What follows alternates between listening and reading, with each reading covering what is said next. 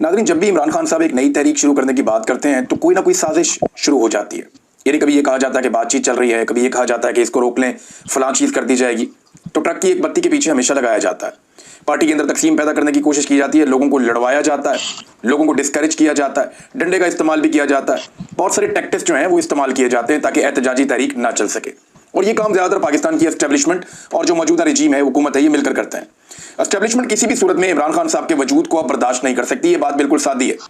Establishment को कभी भी किसी सियासतदान ने इतना नुकसान पाकिस्तान में नहीं पहुंचाया जितना इमरान खान साहब ने पहुंचा दिया है। पाकिस्तान का एक एक बच्चा अब जानता है कि पाकिस्तान के मसाइल के लिए जिम्मेदार एस्टेब्लिशमेंट के बंद कमरों में किए गए गलत फैसले हैं। जब तक ये फैसलों का इख्तियार अवाम के पास नहीं आएगा या अवामी मुंतखब नुमाइंदों के पास नहीं आएगा, तब तक पाकिस्तान आगे नहीं बढ़ पाएगा। ये चीज़ किसी दौर में नवाज शरीफ को समझ आई थी, बेनज़ीर भुट्टो को भी समझ आई थी, लेकिन नवाज शरीफ साहब ने ऐसा लगता है कि कंप्रोमाइज़ कर लिया और उन्हें समझ आ गई कि जिंदा रहने का तरीका और सियासत में जिंदा रहने का तरीका यही है कि कंप्रोमाइज़ करें और अपने खानदान के लिए इक़्तिदार का एक हिस्सा लेते रहें एस्टेब्लिशमेंट से। एक हिस्सा मैंने इसलिए कहा कि इसमें ज़्यादातर चीज़ें जो हैं वो एस्टेब्लिशमेंट के हाथ में ही रहती हैं। इस मरतबा पाकिस्तान तहरीक इंसाफ को तकसीम करने के लिए जो हमला हुआ वो तहरीक इंसाफ के बाहर से नहीं हुआ, वो तहरीक इंसाफ के अंदर से हुआ। मैं आपको वो बाद में बताता हूँ, लेकिन पहले आप ये जुनैद अकबर साहब का स्टेटमेंट है ये देखिए तो काफ़ी क्लैरिटी आ जाएगी, आपको चीज़ों का आइडिया हो जाएगा कि ये हुआ क्या और किया किसने और इसका नतीजा क्या निकल रहा है। जो जुनैद अकबर साहब हैं, ये जहाँ पे हुकूमत है पाकिस्तान तहरीक इंसाफ की, वो सबसे इंपॉर्टेंट सूबा है क्योंकि वहीं से वो अवामी पावर इकट्ठी कर सकते हैं। पंजाब के अंदर तो 10 बंदे इकट्ठे हो जाएं तो वो डंडे मारते हैं, दहशतगर्दी के पर्चे कर देते हैं, घरों के अंदर घुस जाते हैं, लोगों की इमलाक तोड़ देते हैं, गाड़ियाँ तोड़ देते हैं, तबाही फेर देते हैं। तो यहाँ पे तो बहुत ब्रूटैलिटी है, जुल्म है, जबर है, फस्तायत है। तो पंजाब में तो हिलने भी नहीं देते, पूरे निज़ाम को बांधा हुआ है। जबकि खैबर पख्तूनख्वा में जो है वो वहाँ से एक पावर पंप होती है और इकट्ठे हो जाते हैं लोग और वो चल पड़ते हैं इमरान खान साहब के लिए। तो वहाँ जुनैद अकबर साहब को इमरान खान साहब ने बनाया था पाकिस्तान तहरीक इंसाफ का सूबाई सदर। अब सूबाई सदर जो है उसके पास बहुत सारे इख्तियारात होते हैं, लेकिन जुनैद अकबर साहब खुद एक बेबसी की तस्वीर बने हुए हैं। उन्होंने एक इंटरव्यू दिया और उसमें उन्होंने अपनी सूबाई हुकूमत के ऊपर संगीन तरीन इल्जामात लगा दी। जुनैद अकबर साहब कहते हैं जनाब के जो लोग जलसा करवाते हैं इमरान खान साहब के कहने के मुताबिक और हमारी हदायत के मुताबिक, उन लोगों के लिए खैबर पख्तूनख्वा में ज़िंदगी तंग कर दी जाती है। उन्होंने आतिफ खान का, शराम तरकई का और असद कैसर वगैरह का नाम भी लिया। उन्होंने कहा जी वो कहते हैं कि हमने जलसा कराया तब से लेकर अब सूबाई हुकूमत हमारा कोई भी काम नहीं होने दे रही।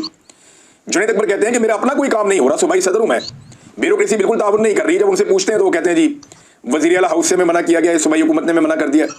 वो कहते हैं जब मैंने जाके पार्टी के जो मौजूदा चेयरमैन है बैरिस्टर गौर, उन्हें शिकायत लगाई तो जनाब पता चलता है कि उनके अपने काम नहीं हो रहे, उनके अपने इलाके में काम रुके हुए हैं और वहाँ की जो ब्यूरोक्रेसी है वो उनकी भी बात नहीं मानती। तो ये एक बेबसी है जिसका उन्होंने इजहार किया। अहमद मीर साहब के प्रोग्राम में वो बातचीत कर रहे थे और वो ये कह रहे हैं कि डीपीओ की बात करें या डीसी की बात करें, कोई हमारी बात नहीं सुनता, बल्कि बैरिस्टर सैफ वो काम करते हैं जो हम कहते हैं उसके बिल्कुल उल्टा कर देते हैं।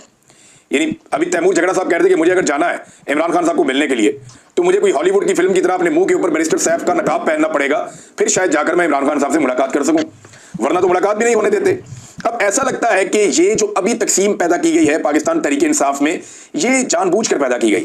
तहरीक इंसाफ के बहुत सारे लोग ये कह रहे हैं कि ये तकसीम पैदा नहीं होनी चाहिए थी, चाहे उसका ताल्लुक एक ग्रुप से है, दूसरे से है, तीसरे से है, चौथे से है, वो तमाम ग्रुप यही कह रहे हैं कि ये तकसीम पैदा नहीं होनी चाहिए थी। ये तकसीम पैदा हुई कैसे?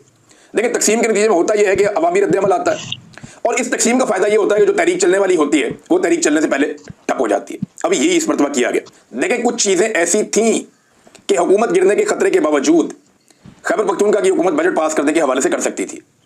यानी हुकूमत भी बचा सकते थे और चीज़ों को अच्छे तरीके से भी कर सकते थे। मिसाल के तौर पे इमरान खान साहब से मिलने की कोशिश की जा सकती थी, जो कोशिश बिल्कुल नहीं की गई।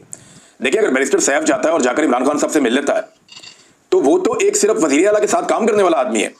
अगर बैरिस्टर सैफ जाकर इमरान खान साहब से मिल लेता है तो वज़ीर आला क्यों नहीं मिल सकता? ये सवाल वज़ीर आला को अपने आप से पूछना चाहिए कि इस आदमी में ऐसा क्या है कि इसको मिलिट्री एस्टेब्लिशमेंट इमरान खान से मिलवा देती है, इसमें ऐसा क्या है कि इसको मिलवाती है और बाकी लोगों को नहीं मिलवाती? क्या ये मिलिट्री एस्टेब्लिशमेंट का वफादार है या इमरान खान का वफादार है? ये अली अमीन गंडापुर का वफादार है या किसी और का वफादार है? वैसे मैं आपको बता चुका हूं कि वो खैबर पख्तूनख्वा का मोहसिन नकवी है बैरिस्टर साहब। अब वो जितनी मर्जी सफाइयां देता रहे, एक्चुअली तो वो यही है। इमरान खान साहब से मिलने की कोशिश की जा सकती थी, जो नहीं की गई। मुलाकात ना होने की सूरत में एहतजाज रिकॉर्ड करवाया जा सकता था, जो नहीं किया गया। और बजट को अचानक पास करने की बजाय सियासी कमेटी के मशवरे के मुताबिक 27 जून को पास किया जा सकता था, या कम अज कम बजट को पंजाब के, वफाक के और सिंध की हुकूमतों के बाद पास कर लेते। पहले उन्हें बजट पास करने देते, थोड़ा सा प्रेशर बना लेते। अपनी हुकूमत बचाना जरूरी था तो बजट पास करना ही पड़ना था, लेकिन जिस भोंडे अंदाज में ये सब कुछ किया गया उससे तो ऐसा दिखाई देता है कि शायद जानबूझकर पाकिस्तान तहरीक इंसाफ को तकसीम करने की एक साजिश की गई है। अब तरीकाकार क्या है? देखिए, अब इससे निकलने का तरीकाकार सिर्फ और सिर्फ एक एहतजाजी तहरीक है। जिसके बारे में इमरान खान साहब पहले ही अहकाम दे चुके हैं कि एहतजाजी तहरीक चलाई जाए।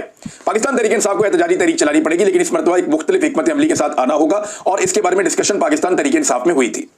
जो पाकिस्तान तहरीक इंसाफ में डिस्कशन हुई थी और जो इमरान खान साहब का लाइन ऑफ एक्शन इस मरतबा दिखाई दे रहा था, वो ये नहीं है कि सारे लोग इकट्ठे होकर इस्लामाबाद की तरफ जाएंगे। इस मरतबा जो उनका लाइन ऑफ एक्शन था, और ये मैं आपको बता रहा हूं, ये वो लोग या जो पाकिस्तान तहरीक इंसाफ के अंदर से खबरें आ रही हैं या जो चीजें पब्लिक हो चुकी हैं उनके बारे में बता रहा हूं मैं आपको, कि इनका लाइन ऑफ एक्शन ये था कि पूरे पाकिस्तान को बंद करेंगे, मेन शाहराहें पाकिस्तान की बंद करेंगे, और बहुत सारी जो एनर्जी समेत दीगर बहुत सारी चीजों की जो सप्लाई है उसको बंद कर देंगे। पाकिस्तान तहरीक इंसाफ के कारकुन मुख्तलिफ इलाकों में बड़े पैमाने पर निकलकर, और अगर इस तरह की एक्टिविटी हो जाती है, सप्लाई बंद हो जाती है, शाहराहें बंद हो जाती हैं, रास्ते बंद हो जाते हैं, या अमली तौर पे पाकिस्तान तहरीक इंसाफ, देखें वो मुल्क की एक बहुत बड़ी ताकत तो है, तो उन्हें एक मोमेंटम बनाना पड़ेगा ना तहरीक का, और अगर वो मोमेंटम बनता है और उसके बाद वो मुल्क को जाम करने में कामयाब हो जाते हैं तो एक बहुत बड़ा प्रेशर होगा, इंटरनेशनल लेवल की न्यूज बनेगी, पाकिस्तान के अंदर एक बहुत बड़ी खबर बनेगी और एक बहुत बड़ा प्रेशर क्रिएट होगा, और उस प्रेशर के नतीजे में पाकिस्तान की एस्टेब्लिशमेंट को शायद कोई कड़वा घूंट करना पड़ जाए, जो अभी वो करने के मूड में नहीं है। इंडिया पाकिस्तान मार्के के बाद पाकिस्तान की एस्टेब्लिशमेंट को ऐसा लगता है कि जो अवाम उन्हें बुरा भला कह रही थी शायद अब नहीं कह रही, लेकिन ये उनकी गलतफहमी है। ये एक ऑप्टिक्स जरूर क्रिएट हो गए हैं, लेकिन जब भी वो कोई पॉलिटिकल मिस्टेक करेंगे या कोई ऐसी चीज करेंगे, अभी मैं देख रहा हूं हमारे जो मिलिट्री अफसरान हैं वो नौजवानों से मिलते हैं जाकर, कभी मदारस में, कभी स्कूलों में, कभी कॉलेजेस में, मुख्तलिफ जगहों पे इंटरेक्शंस कर रहे हैं। वो जो एक इमेज बिल्डिंग है वो की जा रही है, लेकिन मेरा नहीं ख्याल कि ये चीजें काम करेंगी। एक झटका, एक वाकया, एक गलती दोबारा लाकर वहीं खड़ा कर देगा जहां से ये मामला बहुत खराब हो गया था। लिहाजा गलती की गुंजाइश निश्ता करना यह पड़ेगा कि अवाम को अवाम का मैंडेट देना पड़ेगा, अवाम को उनके राइट्स देने पड़ेंगे। आप लोगों के हुकूक छीन कर लोगों को इस बात पर कायल नहीं कर सकते कि आप हुकूक के बगैर ज्यादा बेहतर हैं, ये आप नहीं कर पाएंगे, और ये हो ही नहीं सकता, पूरी दुनिया में नहीं हो सकता, तो पाकिस्तान में कैसे हो जाएगा। अब गंडापुर साहब आने वाले एहतजाज के हवाले से एक बड़ी जज्बाती तकरीर पहले ही कर चुके हैं, जिसके बाद आतिशबाजी भी की गई थी। तो उन्होंने कहा था गंडापुर साहब ने कि एक के बजाय 2 गोलियां मारेंगे, इसकी जरूरत नहीं है। उन्होंने कहा था कि अडियाला जेल जाएंगे, इसकी भी जरूरत नहीं है, क्योंकि ये एहतजाज इमरान खान साहब ने डिफरेंट तरीके से मुबैना तौर पे अब तक जो चीजें बाहर आई डिजाइन किया है, और वो ये है कि पूरा मुल्क बंद करना। तो खैबर पख्तूनख्वा की गवर्नमेंट और खैबर पख्तूनख्वा के जो पाकिस्तान तहरीक इंसाफ के लोग हैं वो क्या कर सकते हैं, पंजाब में क्या हो सकता है, सिंध में और बलूचिस्तान में क्या हो सकता है, इसके ऊपर हम आने वाले वीलॉग्स में बात करेंगे। लेकिन फस्तायत रुक नहीं रही। चौधरी इम्तियाज साहब हैं MNA, इनको पहले आपको पता होगा जबरी तौर पे लापता भी किया गया, गिरफ्तार भी किया गया, इनके ऊपर मुकदमात भी बनाए गए, इनके घरों पर छापे भी मारे गए, इनकी फसलें भी जलाई गई, इनके जानवरों का भी नुकसान किया गया, तो इनकी जो फार्म है उनका बहुत नुकसान किया गया, बहुत ज्यादा। इस खानदान की मुसीबतें कमी नहीं हो रही, इनकी खवातीन के ऊपर भी टॉर्चर किया गया। तो चौधरी इम्तियाज के भाई चौधरी इजाज जो साबिक MNA है, उनको उनके घर इस्लामाबाद से अगवा कर लिया गया है। पुलिस वाले आए थे, वीको डालों के अंदर जो है वो सादा कपड़ों में लोग आए थे, और इन्होंने आकर उन्हें वीको डालों में डाला और डालकर लेकर चले गए। अब तक की जो इतला है उसके मुताबिक तो इनको अगवा किया गया है। देखना यह है कि इन्हें किसी अदालत में पेश किया जाता है या नहीं पेश किया जाता, लेकिन ये जुल्म और फस्तायत जो पाकिस्तान में चल रही है वो तो चल ही रही है, उसका सिलसिला रुक ही नहीं रहा। अब नाज़रीन आ जाए, पाकिस्तान तहरीक इंसाफ क्या इस माहौल में एक तहरीक चला सकती है? तो सादा बात यह है कि उसके लिए इस तकसीम के माहौल के अंदर तो तहरीक नहीं चलती। तहरीक चलाने के लिए लोगों को इकट्ठा होना पड़ेगा, मुशावरत करनी पड़ेगी, अपने अपने हलकों में मोमेंटम बनाना पड़ेगा, गली मोहल्लों में जाकर काम करना पड़ेगा, शहरों में जाकर, कस्बों में जाकर काम करना पड़ेगा, और फिर एक पूरी सोशल मीडिया के ऊपर कंपेन तैयार करके उसको चलाना होगा। बजाय इसके कि तहरीक इंसाफ के लोग सोशल मीडिया को गालियां दें, वो सोशल मीडिया को अपनी ताकत बनाए, जैसे कि इमरान खान साहब ने सोशल मीडिया को अपनी ताकत बनाया। वो हमेशा सोशल मीडिया को खराज तहसीन पेश करते हैं, और उल्टा जो है पार्टी के लोग सोशल मीडिया के ऊपर चढ़ाई कर देते हैं। अगर इस बजट को इस भोंडे अंदाज में पास ना करवाया जाता तो सोशल मीडिया इस सारी चीज को किसी और तरह देख रहा होता, लेकिन क्योंकि एक भोंडे अंदाज में एक अजीबोगरीब तरीके से ये बजट पास करवाया गया, तो लगता है कि डेलिब्रेट एफर्ट थी कि एक तकसीम पैदा हो जाए। भारत इससे बचने का तरीका यही कि एक तहरीक फौरी तौर पे शुरू की जाए और उस तहरीक के लिए जो है मोमेंटम बनाया जाए, और मोमेंटम बनते बनते बनता है, एकदम नहीं होता। अभी देखें गर्मी बहुत ज्यादा है पाकिस्तान में। अब अगर जून के महीने के एंड में कोई तहरीक शुरू भी की जाएगी, मुहर्रमुल हराम शुरू हो गया है और आगे सफर का महीना है और ये इंतहाई गर्म महीने हैं, तो अगस्त तक तो कोई तहरीक चल नहीं सकती। जुलाई का महीना पूरा गुजारना पड़ेगा, और यही जून का महीना और जुलाई का महीना इसमें एक मोमेंटम बन सकता है, और अगस्त के मिड के बाद जो तहरीक है वो अमली शक्ल इख्तियार कर सकती है, और फिर पाकिस्तान तहरीक इंसाफ एक बड़ी तहरीक चला भी सकती है। ऐसा नहीं है, बहुत बड़ी पार्टी है, बहुत ताकतवर पार्टी है, और जो कचूमर निकाल दिया आवाम का मौजूदा हुक्मरानों ने, तो उसके बाद तो तहरीक चलाना को मुश्किल होना भी नहीं चाहिए। अभी ये जो कुछ भी हो रहा है पाकिस्तान में, इसका फायदा मौजूदा रजीम को हो रहा है। उनका बजट, उसके ऊपर कोई बात नहीं कर रहा। बजट में जो उन्होंने आवाम की कमर तोड़ी उसके ऊपर कोई बात नहीं कर रहा। IMF का बजट एज इट इज मंजूर कर दिया, उसमें कोई बात नहीं कर रहा। पंजाब के बजट के अंदर ऐसे ऐसे खांचे हैं, उसके ऊपर कोई बात नहीं कर रहा। खैबर पख्तूनख्वा के अपने बजट के ऊपर कोई बात नहीं कर रहा। बात क्या हो रही है जी? तहरीक इंसाफ में तकसीम पैदा हो गई। भाई यहाँ पे डिस्कशन होनी चाहिए कि हुकूमत ने क्या गंद मारा है, किसान के साथ क्या किया, मजदूर के साथ क्या किया, आम पाकिस्तानियों के साथ क्या किया। 50% के करीब लोग जो है वो गुर्बत की लकीर से नीचे चले गए हैं, लोग पाकिस्तान छोड़ छोड़ के बाहर जा रहे हैं, सरमायाकारी पाकिस्तान में आ नहीं रही। इन चीजों पे बात करने की बजाय बजट के दिनों में बात ये हो रही है कि जनाब पाकिस्तान तहरीक इंसाफ में तकसीम कैसे पैदा हो गई, और ये तकसीम डेलिबरेटली पैदा की गई है। एक और बहुत बड़ी खबर है नाज़रीन, और ये खबर अमेरिका के हवाले से और इसराइल के हवाले से, और गजा में जंगबंदी होने जा रही है, ये अब दावा किया जा रहा है। लेकिन सबसे पहले आप ये देख लें कि खबर आई है वो ये बताती है कि इसराइल का ये जो लड़ाई हुई है ईरान के साथ 12 दिन की, इन 12 दिनों में जो नुकसान हुआ है वो 20 अरब अमेरिकी डॉलर्स का नुकसान हुआ है। बहुत बड़ी अमाउंट है। पाकिस्तान के ज़र मुबादला के जो टोटल ज़खायर हैं उनसे भी बड़ी अमाउंट है। जितना पैसा IMF से पाकिस्तान ने 3 साल में लेना है उससे 3 गुना बड़ी अमाउंट है। तो हमारे लिए तो ये बहुत बड़ी अमाउंट है, लेकिन इसराइल के लिए कितना पैसा है ये देखना होगा ना। तो इसराइल का जो कौमी खजाना है या जो उनके फॉरेन रिजर्व्स हैं इसराइल के, वो 220 अरब डॉलर से जायद के।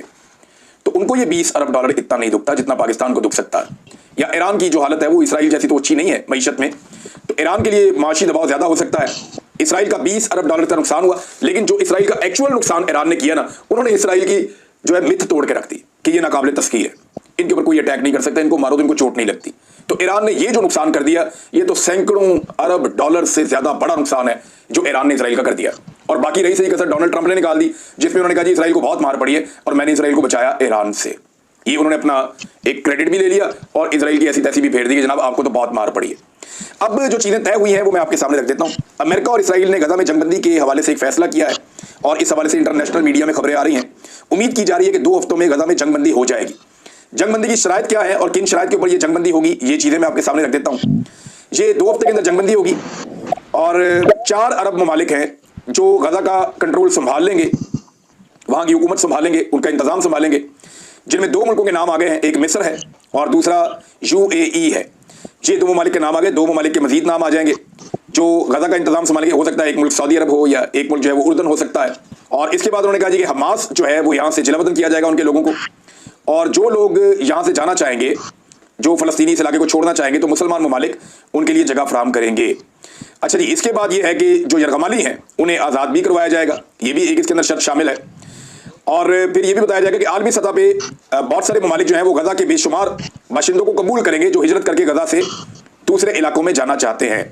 अच्छा जी, एक आपको मैं याद दिला दूं कि अब्राहम अकॉर्ड हुआ था। अब्राहम अकॉर्ड ये 2020 में हुआ था, और इसके मुताबिक 2 मुल्कों ने तस्लीम कर दिया था इसराइल को, और 2 मुल्क मजीद थे जिनके बारे में कहा जा रहा था कि ये तस्लीम करेंगे। और ये 4 मुल्क इसके अंदर शुरू में शामिल थे, United states of America, Israel और UAE और बहरीन। UAE ने और बहरीन ने 2020 में इसराइल को तस्लीम किया था। इसको अब्राहम अकॉर्ड का नाम दिया गया था, जबकि अगले मरले में मराकश ने और सूडान ने तस्लीम करना था इसराइल को।